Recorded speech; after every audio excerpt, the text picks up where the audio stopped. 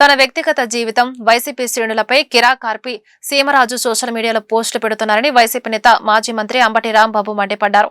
వాటిపై పట్టాభిపురం పోలీస్ స్టేషన్లో ఫిర్యాదు చేశారని పేర్కొన్నారు. వైఎస్ జగన్మోహన్ రెడ్డి కుటుంబ సభ్యులతో పాటు తనపై సోషల్ మీడియాలో పెట్టిన పోస్టులపై ఫిర్యాదులు చేశామన్నారు. మొదట ఒక్క కేసు కూడా రిజిస్టర్ చేయలేదు. న్యాయస్థానాల ద్వారా పోరాటంతో 4 కేసులను రిజిస్టర్ చేశారన్నారు. మరొక కేసు రిజిస్టర్ చేయాల్సి ఉంది అని అంబటి పేర్కొన్నారు. ఈ నెల 18వ తేదీన ఆ కేసుపై స్వయంగా నేనే హైకోర్టులో వాదనలు వినిపించారని పేర్కొన్నారు. పోలీసులు రాజకీయ ఒత్తిడితో అక్రమ కేసులు నమోదు చేసి అరెస్టులు చేస్తున్నారన్నారు. మహిళలను ఉదయం 6 లోపు అదుపులోకి తీసుకోకూడదని చట్టం చెబుతుంది. కానీ రాజకీయ ఒత్తిడికి గురై పోలీసులు అక్రమ అరెస్టులు చేస్తున్నారు. చట్టాన్ని అతిక్రమించిన అధికారులపై రానున్న రోజుల్లో చర్యలు తప్పవు.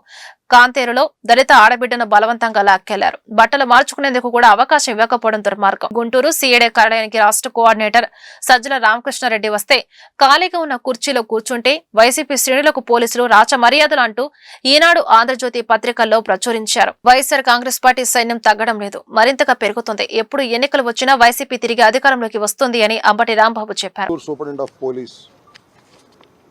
వారిని కలిసి 2 రిప్రజెంటేషన్లు ఇవ్వడం జరిగింది. మొదటి రిప్రజెంటేషన్ నేను ఇచ్చాను నా పర్సనల్గా. రెండవ రిప్రజెంటేషన్ నిన్న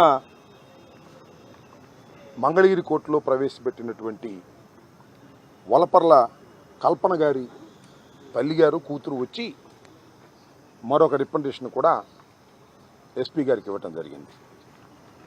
మొదటి రిప్రజెంటేషన్ ఏమిటంటే, ఇంతకుముందు నేను 5వ తారీఖున అంటే సుమారుగా 5 రోజుల క్రితం పట్టాపురం పోలీస్ స్టేషన్లో సీమరాజు అనే వ్యక్తి మీద, కిరా కార్పి అనేటువంటి వ్యక్తుల మీద, ఇద్దరి మీద వారి ఐడిలో జగన్మోహన్ రెడ్డి గారి మీద, నా మీద, వైఎస్ఆర్ కాంగ్రెస్ పార్టీ నాయకుల మీద వీడియోలు పోస్టులు అసభ్యంగా పెట్టి ప్రచారం చేస్తున్నారని, అది మా మనోభావాలని, కార్యకర్తల మనోభావాలని, మా నాయకుల అభిమానుల మనోభావాలని దెబ్బతీసే విధంగా ఉన్నాయని, వాటి మీద యాక్షన్ తీసుకోవాలని మొన్న 5వ తారీఖున నేను మరి కొంతమంది ప్లేటర్లు కలిసి వెళ్ళి ఇవ్వటం జరిగింది. దాని మీద ఈరోజు వరకు కూడా ఏ విధమైన చర్య తీసుకోనందున దాన్ని దృష్టిలో పెట్టుకొని సూపరింటెండెంట్ ఆఫ్ పోలీస్ గారిని కలిసి వారికి మీ దిగువన ఉన్నటువంటి పట్టాపురం పోలీస్ స్టేషన్ని ఆదేశించవలసిందిగా వారికి ఇవ్వటం జరిగింది.